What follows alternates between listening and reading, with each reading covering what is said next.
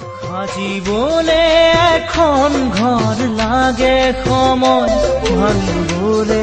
নালাগে বেছি পৰ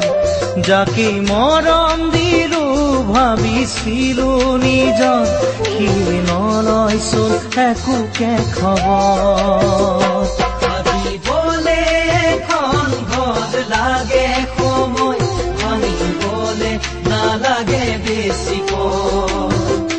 যাকে মৰম দিলো ভাবিছিলো নিজৰ সিয়ে নলয়চোন একোকে খবৰ